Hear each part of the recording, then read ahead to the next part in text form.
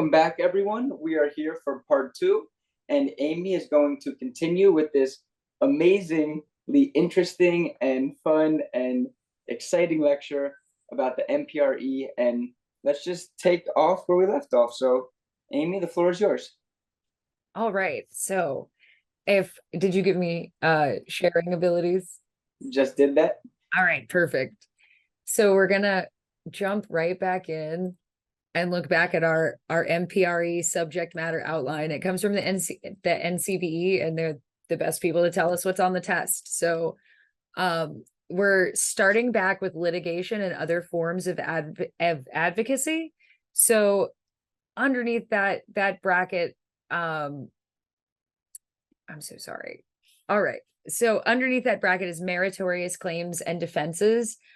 You can't bring frivolous lawsuits. It's kind of a big thing. We've had a whole tort reform movement across a lot of states to try and keep people from bringing frivolous lawsuits. So a lawyer can only bring a claim if there's a basis in law, or if you can argue that there should be an extension or a modification or a reversal of an existing law.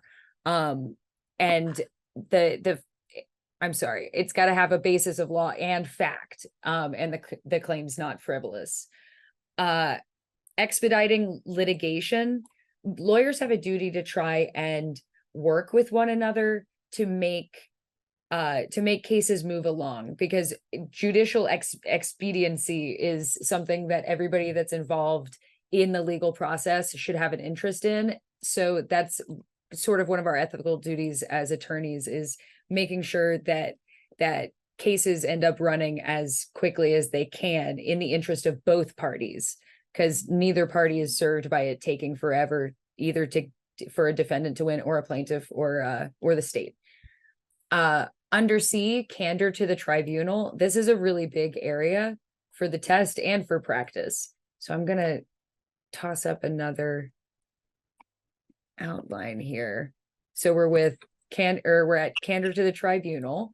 So a lawyer shall not knowingly, I went the wrong way, make a false statement of fact or law to a tribunal, or fail to correct a false statement of material fact or law previously made. You can't fail to disclose to the tribunal legal authority in the controlling jurisdiction known to the lawyer to be directly adverse to the position of the client and not disclosed by opposing counsel.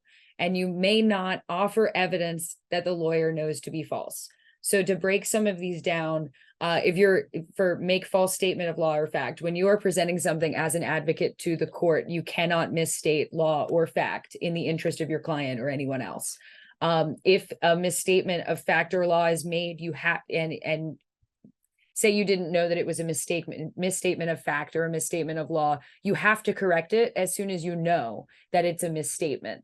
That's what this second portion means. Fail to correct a false statement is if something becomes false after you've made the statement, it's your duty to correct it. Failing to disclose legal authority. So say you're arguing a hearing, there's this great case, but it's great for the other side, and you know about it because you found it during your research, and you're like, man, I really hope the other side doesn't bring this up in their argument because it's really bad for my case. And the other side doesn't bring it up in their argument.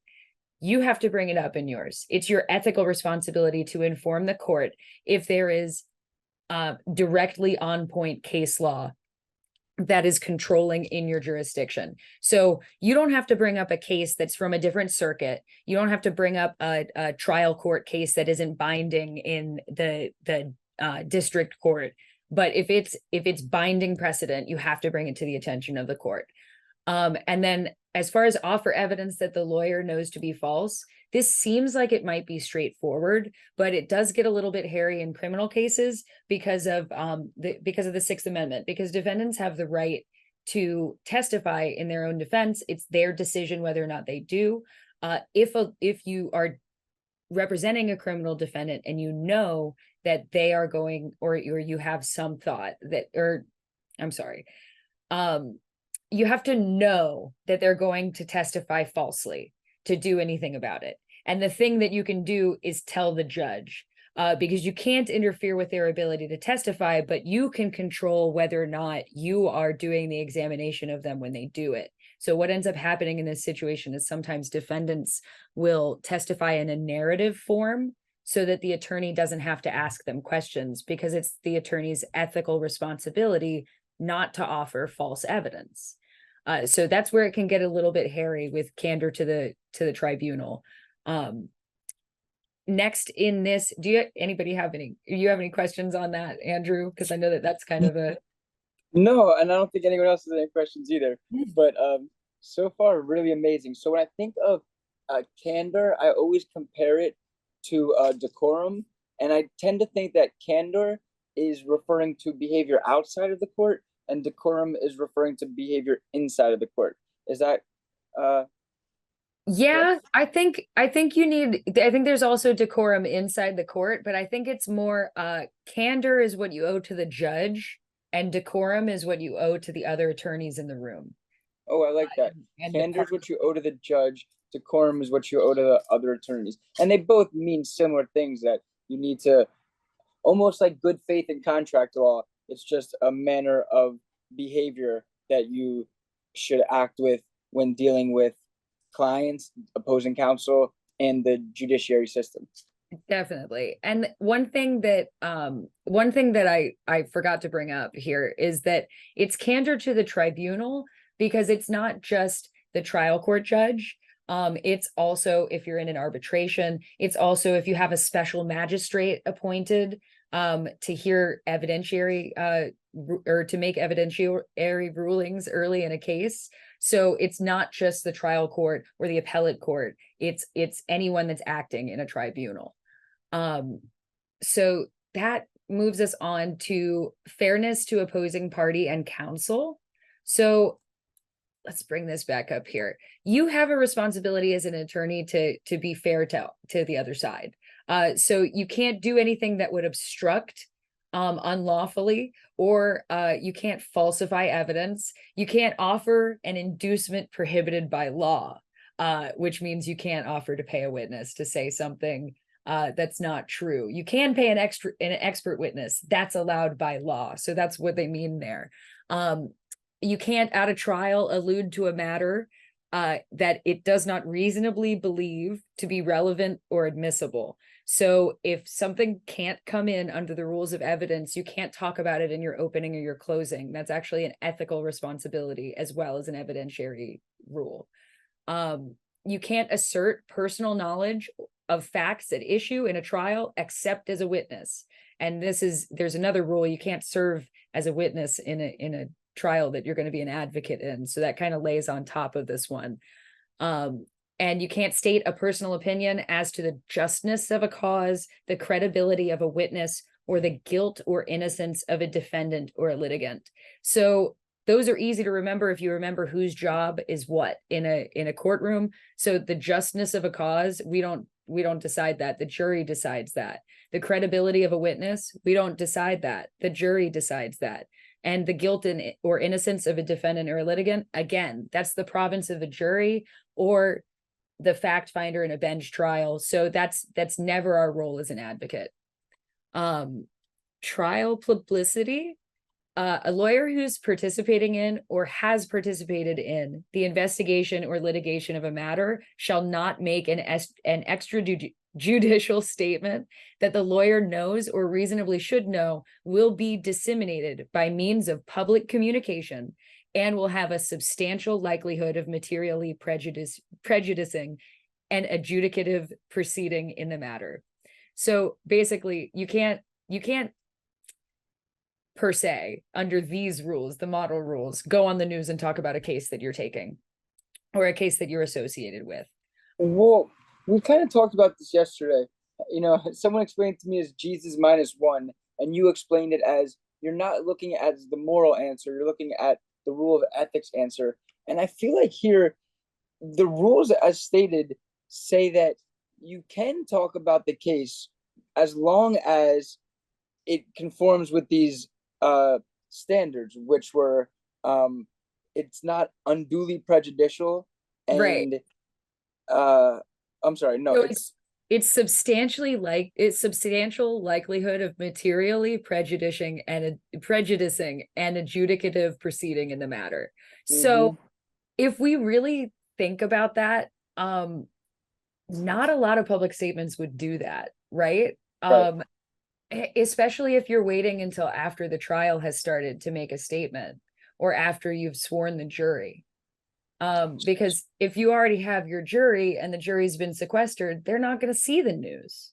Mhm, So the timing of these um, are important. And then underneath that has got an exception, the right of reply.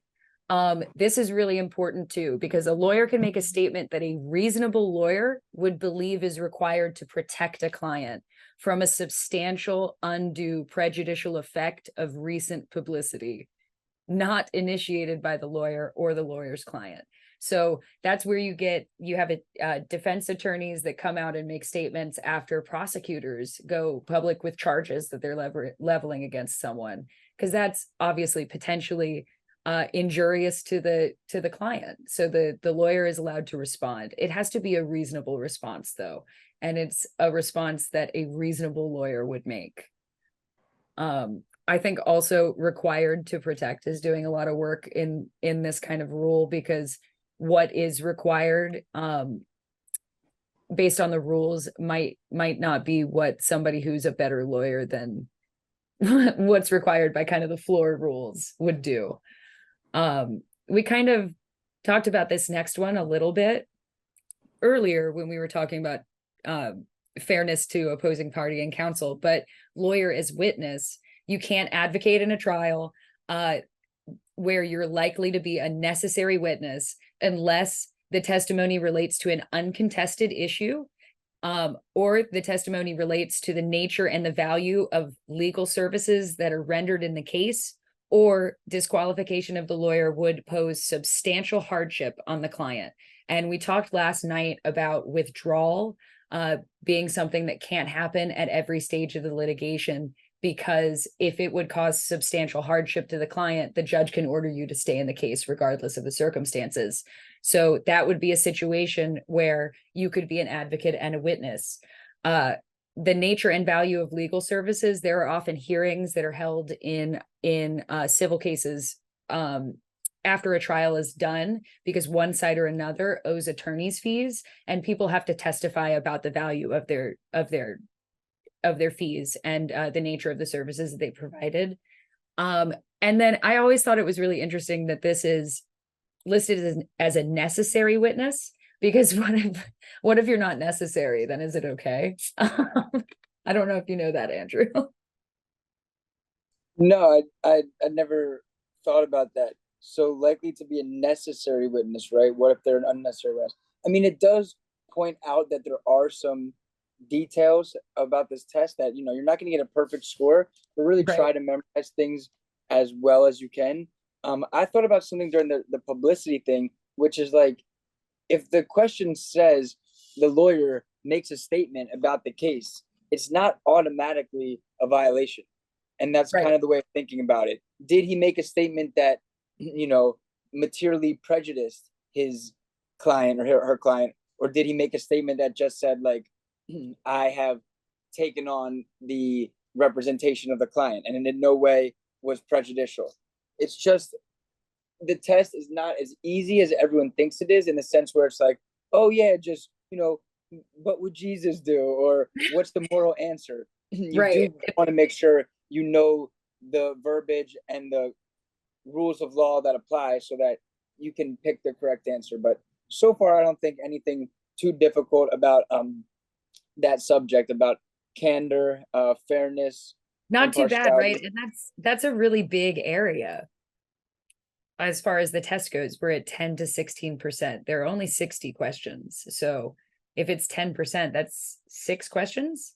And the meritorious claims and contentions, right? Not making frivolous claims, as you said. If you're going to uh, take something to court, then there has to be some substance behind it. But you also did make a point. The lawyer has to have knowledge that it's not a frivolous. If he reasonably believes, or she reasonably believes, that it is a valid claim, and their client kind of tricked them then it's not necessarily their fault. And expediting litigation, certainly, it's in contract law, it's called latches. We're not okay with unreasonable delays in the field of litigation. Right. Throw some equity in there. Yeah. All right. So transactions and communications with other persons. This is a smaller area of the test, but it's an important area, especially in practice. But truthfulness in statements with others. In the course of representing a client, you can't knowingly make a false statement of material fact or law to a third person, or fail to disclose a material fact to a third person unless disclosure is prohibited by the rules of confidentiality. So you can't knowingly lie, and you can't fail to disclose a material fact. So sometimes it gets a little bit weird in what you're trying to figure out what a material fact is. One good way to think about it is you don't have, or you're allowed to talk to witnesses who are not represented. You can't talk to unrepresented people. Actually, we're about to get into that. So we'll return to fail to disclose a material fact in a second. So communications with represented or unrepresented persons. In representing a client, you can't communicate about the subject matter of the representation with a person that you know to be represented by another lawyer, unless the lawyer has consented to has the consent of the other lawyer, or is authorized to do so by law or a court order. So in cases of like depositions, you're allowed to talk to people at a depo. A lawyer may communicate with an unrepresented person, but may not state or imply that they are disinterested. So returning to this rule above, that's a material fact when you're talking to a person.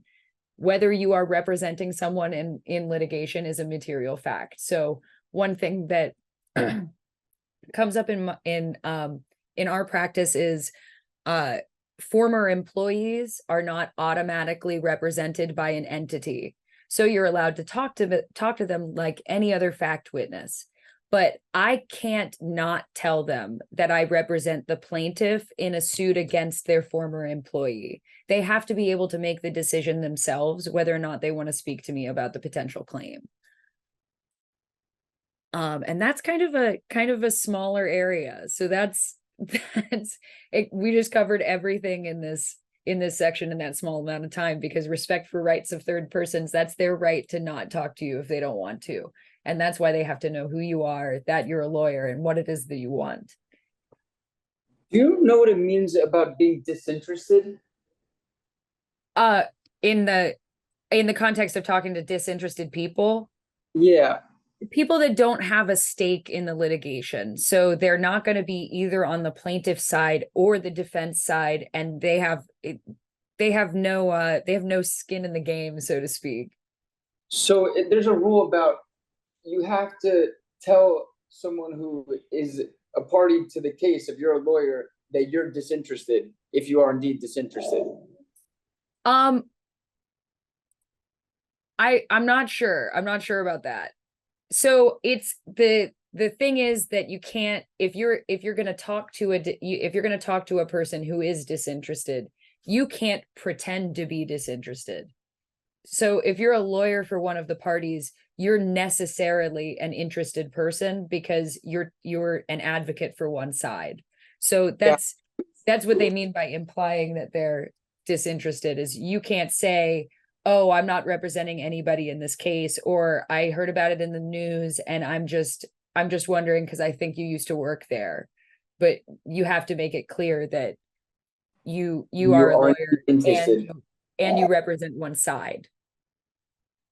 So right, because it would be unethical for you to not disclose that you are indeed interested. It would be. It definitely would be. So different roles of the lawyer. This, I guess, is a highly variable section. So we'll hit it as hard as we can. So a lawyer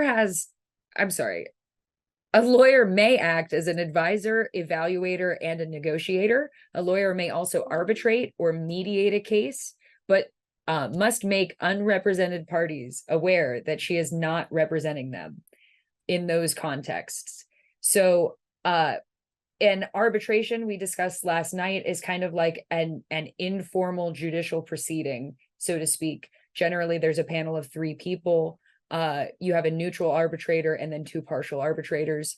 A mediation is where the parties are meeting outside of court. It is a confidential meeting where they basically negotiate through a neutral third party about whether or not they want to settle a case. So that's where the role as negotiator comes in, because mediators are attorneys. And then advisor, obviously you can give advice to your clients, and evaluators, you have to be able to evaluate cases and whether or not a claim is a good one to bring. Prosecutors and government lawyers. A prosecutor must not prosecute a charge that he knows is not supported by probable cause. He must make sure that the accused knows of the right to retain counsel and must make a timely disclosure to the defense of all evidence or information known to the prosecutor that tends to negate the guilt or of the accused or mitigates the offense. So this is commonly referred to as Brady evidence, because Brady is the name of the case where we derive that. So if you're a prosecutor, you got to tell the defense that you know about, or about things that you know about that would exonerate their client. And you can't knowingly charge people with crimes that you can't support with probable cause. A lawyer representing an organization, a lawyer owes a duty of loyalty to the organization, not its constituents. So what does that mean? If you're a lawyer for a corporation, you represent the corporation, not necessarily the individual shareholders. If you're a lawyer for a corporation, you don't represent the corporation's contractors. You can let those individual contractors or those individual shareholders or the individual employees of a company retain you for your services, as long as it wouldn't cause a conflict of interest. But representing an entity doesn't necessarily mean that you represent any of its employees. The duty to report inside an organization. If a lawyer for an organization knows that a person associated with the organization is acting or going to act in a manner that's a violation of a legal obligation to the organization, or a violation of law that reasonably might be imputed to the organization, and that is likely to result in substantial injury to the organization, then the lawyer shall proceed as is reasonably necessary in the best interest of the organization. So let's figure out what that means, because it's very wordy. So basically, if you're a lawyer for a company and the company has a board of directors, and you find out that one of the boards or one of the directors on the board is going to violate a legal obligation, say one of his fiduciary duties, or is going to do something illegal that might, like, if it's a company that's responsible, it has something to do with toxic waste, and the director is going to go out and dump the toxic waste, and that action might be imputed to the company itself. And those things are likely to result in substantial injury to the company, then the lawyer is allowed to do what's in the best interest of the organization. So it elaborates, like right here, it usually includes referring to a higher authority in the organization. So if there's a boss to that director, or if we're talking about an employee, they may report outside of the organization if they reasonably believe that there's a clear violation of law that is reasonably certain to result in substantial injury to the organization. So there's some question as to what the limits of that are, but in that example of the toxic waste, you maybe could report that to someone outside of the organization if that was going to cause injury to the organization, not injury to the public. So just remember that. So highlighted here is the Sarbanes-Oxley Act. I don't think I've ever said that out loud. Sarbanes-Oxley. This is one thing that I can actually talk about, because this is related to SEC business regulations. So you'll just nestle into your seats for me. No, I'm just kidding. But sounds great. What happened was there was a lot of financial crime. You may remember Enron. That was a big one, or WorldCom. And so during the 2000s, they instituted these new laws. Sarbanes-Oxley, named after the legislators, the politicians who created them. There's also the Dodd-Frank Act, but Sarbanes-Oxley is specifically for requiring corporations to have more stringent accounting measures so that people from the outside, when they say, hey, you're reporting you made billions, but it was really, a little teepee in Wyoming, we can uncover that more easily. So it's about compliance and accounting measures. What do they say? Securities lawyers, so securities means stocks, bonds, people who work in, financial assets, who become aware of credible evidence that their client is materially violating a federal or state securities law or fiduciary duty, must report it to the client's chief legal officer, CLO, or CEO, right? Sarbanes-Oxley Act, it's like a whistleblower act. You have an affirmative duty if you're working inside a corporation and you find out about some accounting or financial non-compliance, you are obligated, especially as a lawyer, must reporting it.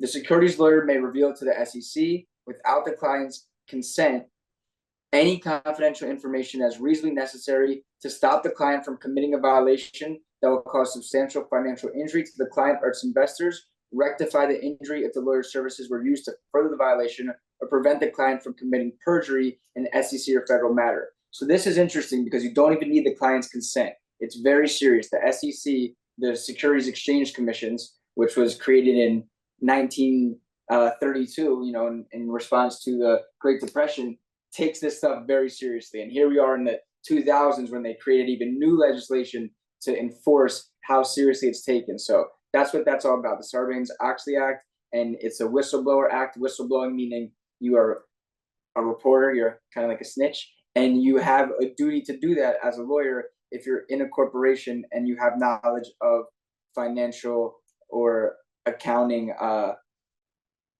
misbehavior. So was that pretty solid? Financial crimes, got it. Yeah.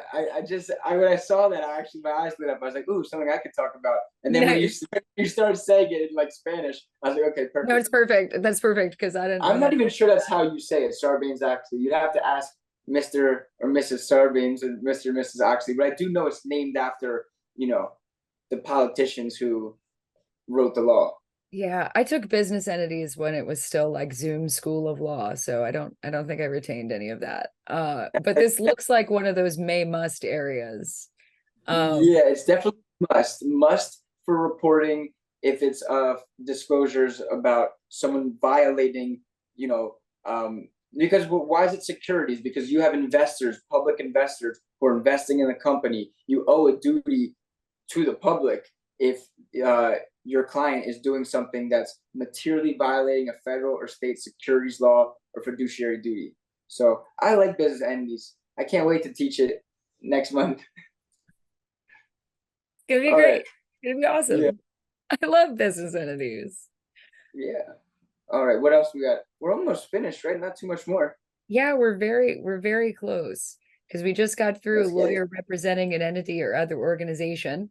So now we get to talk about trust accounts, which is a fun part for me because they love to ask about these questions or about trust accounts. And that's also like a tested area on the bar, I think. So it's good studying for that.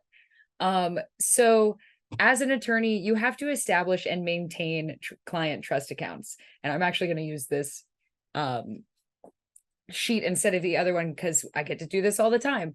So you have to maintain client trust accounts because you have to put any property that you take from a client separate from attorney property. So that involves safekeeping funds and other property of clients, and safekeeping funds and other property of third persons. So what exactly does that mean? If a client, let's start with if a client has paid you a retainer. So some attorneys take a retainer at the beginning of a case. Let's say a client comes to you and pays you a $10,000 retainer, and you will just bill from that retainer. You are not allowed to have access to those funds until you have done the work that entitles you to them. So you can't just put the retainer in your private checking account and be like, oh, I'll square it with the ledger later. No, you have to set up a trust account to put that money in. And every time you take money out and put it in your operating account, or your personal account, you do an accounting to the client to let them know what the services are that you provided. So the bar organizations are very serious about this. If you took PR, then you know one really good way to get disbarred is to commingle funds in trust accounts. So that's when funds that are meant to be separate from the attorney's funds end up in the attorney's accounts. So that kind of and that's true of third person's properties too. It's important to remember that it is not just funds, it's also property. So if you're given personal property that's the subject of a case, it needs to be put probably in a safety deposit box in trust for the client. And that brings us to disputed claims, which gets really, really interesting because it kind of works out a different way than you would think. So for instance, if you're doing a case on a contingency fee and it comes to the end of the case, you get a settlement check, and that's generally made out. It's paid to the order of the client and to the law firm. So it will go into a trust. Once it's in the client trust, you've got to pull your fees from that. So if there's a dispute between you and the client over how much your fee is, the only amount of money that needs to stay in the trust is the amount that is disputed. So that is a little bit hard to wrap your head around, but let's say your fee is $25,000 and your client thinks that your fee is $15,000. That means that you can take $15,000 out of that trust fund. The only amount of fee that is in dispute at that point is the remaining $10,000. So that's how the disputed fees end up working out, is that you really have to remember it's only because it seems like you would have to keep the whole amount in there, right? No, if you and the client agree on some amount, that amount is what you can take out of the trust account, which works out for the lawyers usually. Communications about legal services. So this is a big area I know on the bar. Let's see. Oop. It's only 4 to 10% on the MPRE. But the general rule, a lawyer may advertise through written, recorded, or electronic means, but communications can't be false or misleading. So you can do whatever kind of advertising you want under the model rules, which is what this test is about. It just can't be false or misleading. Payment, a lawyer can't give anything of value to a person for recommending the lawyer's services, except that a lawyer can pay the reasonable cost of advertisements or communications, or pay the usual charges of a legal service plan or a referral service, in accordance with Rule 1.17. I'm sorry, or pay for a law practice. So let's break this down real quick. You're allowed to pay to put your ad up on a billboard or to run your advertisement on the news. You're allowed to pay the usual charge of a legal service plan or a referral service. So that's like 1-800-ASK-GARY. That's a legal referral service. So you can pay to be listed in that, or you can buy a law firm. And generally, when you purchase a law firm, it comes with the existing clients of the law firm. Solicitation is an important one. You are not allowed to solicit business in person, by telephone, or by real-time electronic contact, which is like, I guess, text messaging, or Facebook messaging. You're not allowed to solicit employment as a lawyer when it's for your pecuniary gain. So what does that mean? You can solicit pro bono business. If you're going to do it for free, you can solicit someone. If you hear about someone's case on the news and you want to help them, you can call them up and say, hey, I'm a lawyer and I want to represent you for free. But if you're going to charge someone a fee, you cannot call them and ask them if you can be their lawyer, unless that person is a lawyer or a family member or has a close personal relationship or a prior professional relationship. So like you've represented them before. So remember, no solicitation for money, except if you're related to them, the person's a lawyer, or you've represented them before. This also extends to agents. So what does that mean? You can get in trouble if a friend of yours or a family member of yours, or not a family member of yours, or an employee of yours solicits business for you. That's also a no-no. You can't ask someone to contact the person that you're not allowed to ask if you can do business with them to get around the ethical rules. They tend to frown upon that. So pretty straightforward about communications. Let's check back on referrals we discussed earlier.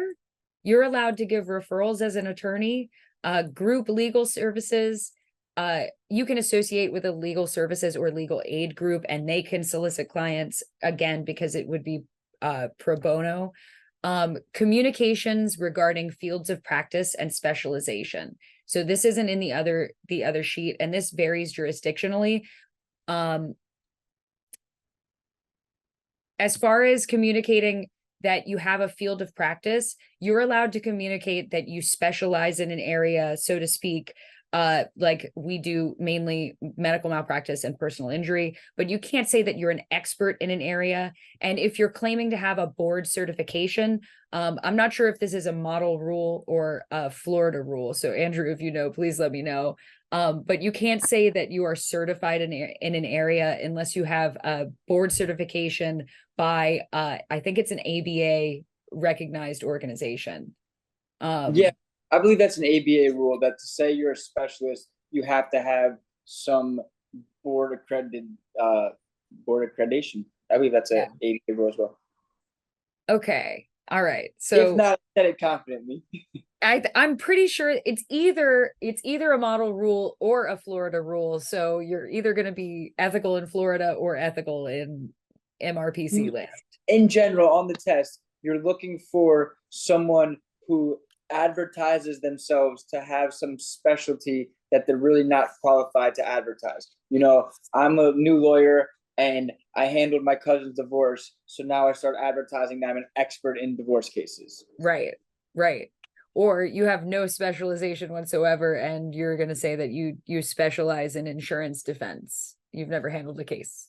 Exactly. I mean, this test is not, I don't want to say it's not difficult, because it is, but if you read the questions carefully and just think it through, remember, you're dealing with lawyers, ethics, and they're allowed to do certain things. You're allowed to advertise. You just have to do it in an ethical manner.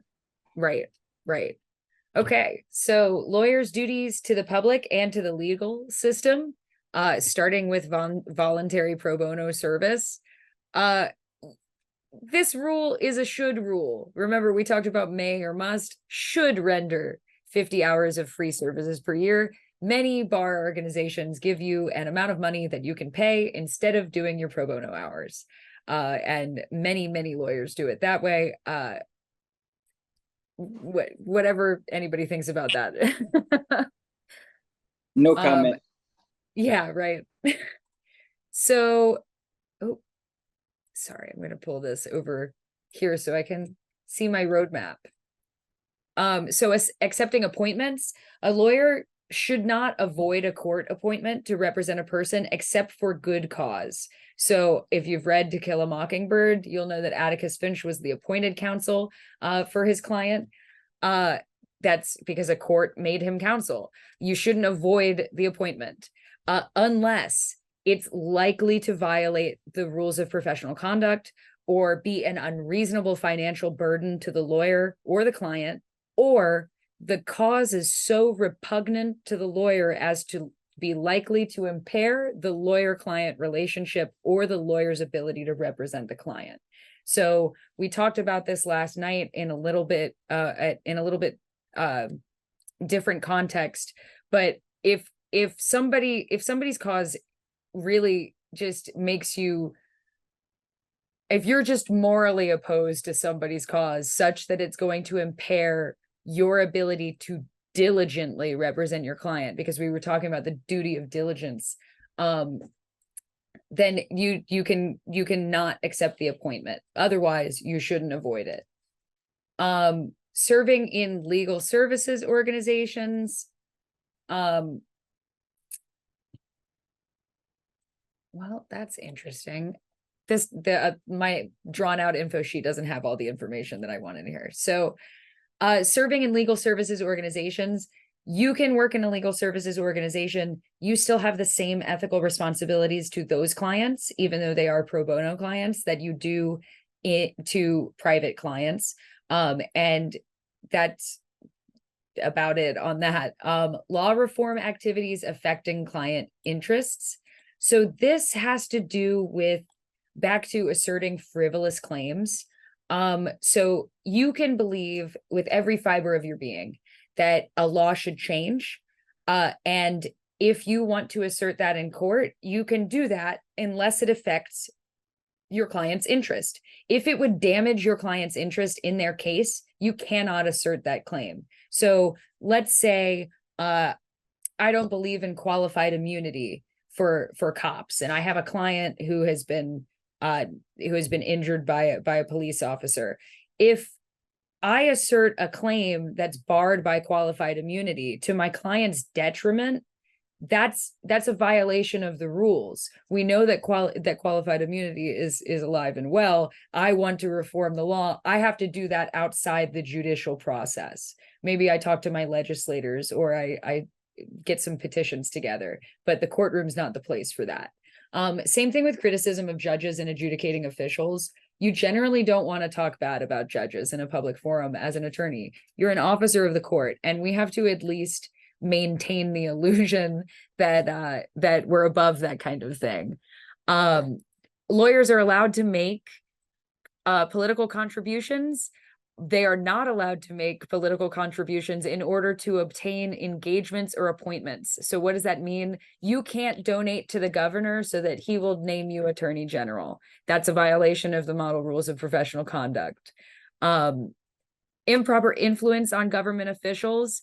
You're not allowed to make statements as an attorney, whether they're true or not, that you have certain sway with a judge or official in any way. So if you have a client that's like, hey, I really need to say you're doing construction law. You have a client who's like, I really need to get a permit for this building downtown. I know that you know Paul up at the permitting office.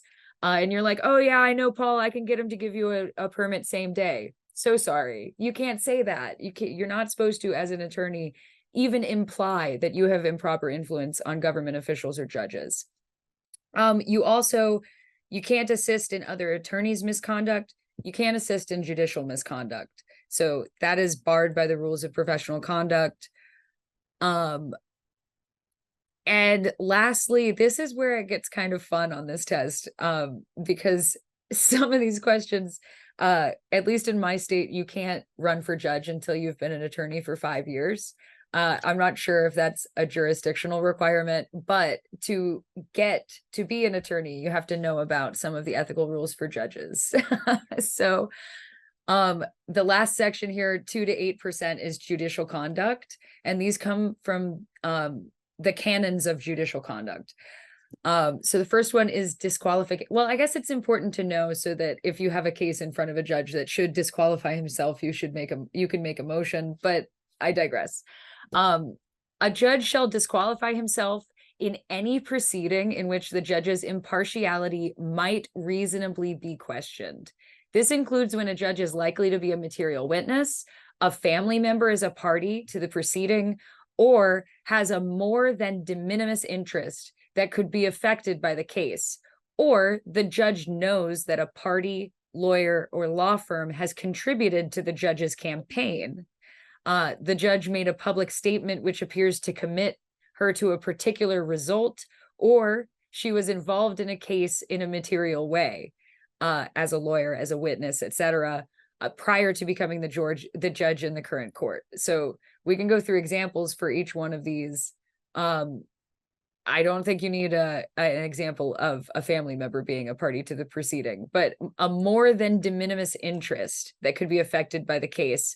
So let's say, oh, that one, what more than de minimis? If the judge would get anything out of it in any way, it's the what, let's say the defendant is a celebrity and the judge is a fan, and it would make him sad. De minimis is very small. The judge knows that a party or law firm has contributed to the judge's campaign. Some people will make anonymous donations. Some people make donations in their name. If the judge knows that you donated to their if it's an elected judge and the judge knows that you donated to the campaign, then they need to recuse themselves. If a judge made a public statement that appears to commit them to a particular result. So before the case is assigned, if a crime is a very highly publicized crime and a judge comes out and makes a public statement about it, this is why they generally don't.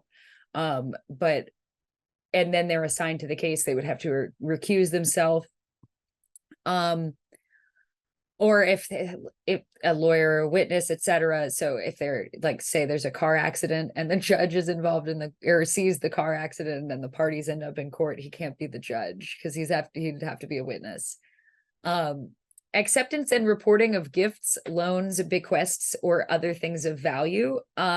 This apparently doesn't apply to the Supreme Court, but it does apply on the MPRE and with the model rules of professional conduct. So a judge shall not accept any gifts, loans, bequests, benefits, or other things of value if it would appear to undermine her independence, integrity, or impartiality. So just remember, they have to avoid what's called the appearance of impropriety. It's not just like directly that they would be swayed. It's that they need to appear impartial to the general public so that the general public will have faith in our justice system. Extrajudicial activities. A judge may engage in extrajudicial, I have a hard time with that word. Extrajudicial activities. However, when engaging in extrajudicial activities, a judge may not do any of the following. They can't engage in conduct that would appear to a reasonable person to be coercive. They can't make use of court premises, staff, stationery, or other resources except for incidental use for activities that concern the law, the legal system, or the administration of justice. So what does that mean? They're not supposed to use the courtrooms for stuff, but if one of them has just been sworn in as a judge, they can do the investiture in there and have a ceremony. Participate in activities that will interfere with the proper performance of the judge's judicial duties. Participate in activities that would reasonably appear to undermine the judge's independence, integrity, or impartiality. Again, that's avoiding the appearance of impropriety. Participate in activities that will lead to frequent disqualification of the judge. So that one, you got to go back up to what causes disqualification. Maybe the judge should not often ask lawyers and law firms for contributions to their campaigns. That's just one of them. Appearances before governmental bodies and consultation with government officials. A judge shall not appear voluntarily at a public hearing before or otherwise consult with an executive or legislative body or official, except in connection with matters concerning the law, the legal system, or the administration of justice. In connection with matters about with which the judge acquired knowledge or expertise in the course of the judge's judicial duties, or when the judge is acting pro se in a matter involving the judge's legal or economic interests, or when the judge is acting in a fiduciary capacity. So you're not allowed to appear in front of a legislative body or official. This exception is very important. You're allowed to show up for your own trial. You can, if you're a lawyer, you can represent yourself. Even if you're a judge. Testifying as a character witness. Judges can't be character witnesses except when they've been summoned by the court. If a court issues a summons for you to appear, you have to appear. So of course they have to appear then, but you can't willingly be a character witness for someone if you're a judge. A full-time judge also can't practice law. You're not meant to act pro se, and I'm sorry, a judge may act pro se and without compensation can give legal advice and review documents for a member of his family, but can't be the family member's lawyer. So that's a little bit different than remember you could solicit business from your family members and that was like an exception to the rule. Here judges don't get an exception. You can't be the family member's lawyer. And then this is the final rule for judge conduct, and it's one that ends up getting tested.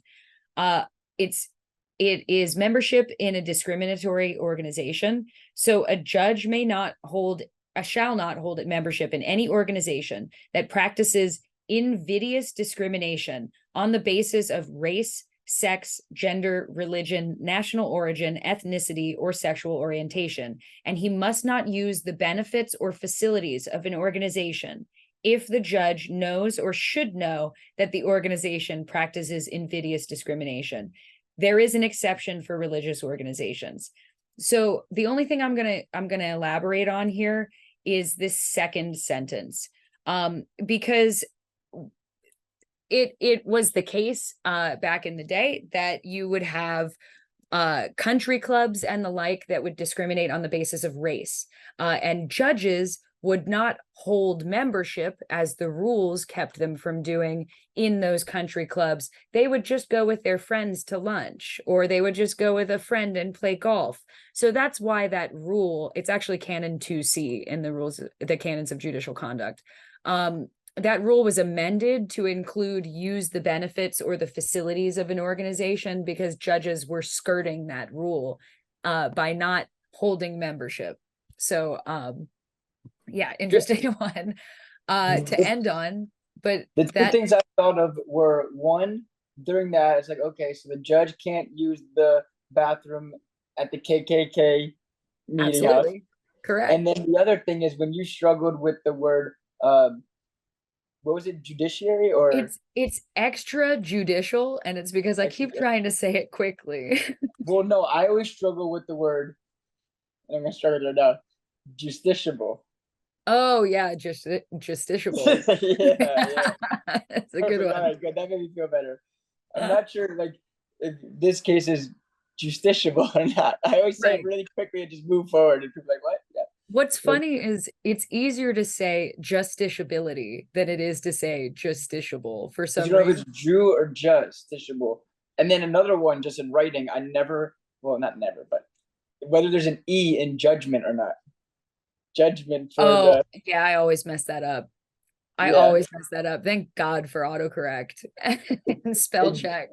The last thing I'll say about the MPRE has nothing to do with the MPRE, but one of my worst memories is losing the 6th grade spelling bee in the finals on the word mathematics because I forgot the E in mathematics. Oh man, if you asked me to spell that and before you said that right, I would have spelled it wrong. And my teacher, she tricked me. She's like, mathematics. And I was like, say in a sentence, like, mathematics. I was like, mathematics or mathematics? You know, like, she could have given me a little. And then the kid who won, it was like, dog. Right. It's always the easier. It's always the one that you know the other person wins with. So this was really amazing. I think that anyone who watched yesterday's lecture or the previous lecture and today's lecture should feel good. Of course, we have materials on the drive that you should go through, and Amy or someone else on the staff is available for one-on-one tutoring if you feel the need. But the number one thing that I would say about the MPRE is don't overlook it. It's a necessary piece. You've done everything else. You don't want to have to take it the next time. So over prepare, over perform is the motto. It seems to be very similar to what you study for the bar when you're studying ethics, but there are some, caveats and nuances and different things. And I would just make sure to go over things in depth. Do you have any, final advice for test takers for the MPRE? Yeah, I mean, as far as this test goes, it's one we all take professional responsibility in school, right? So it's one where you're not unfamiliar with the actual subject matter of the test. You've probably taken MPRE questions before because you took that class. So it's not the biggest deal in the world, but don't sleep on it, because the only way that you can really do poorly is by not preparing. But with that said, remember it's given pretty frequently. It's much more low stakes than the bar exam, so to speak. So while you shouldn't sleep on it, try not to stress too hard. And just also remember you're not supposed to bring your cell phone with you on test day. There you go. Don't bring your cell Leave it phone in your into the car. testing center.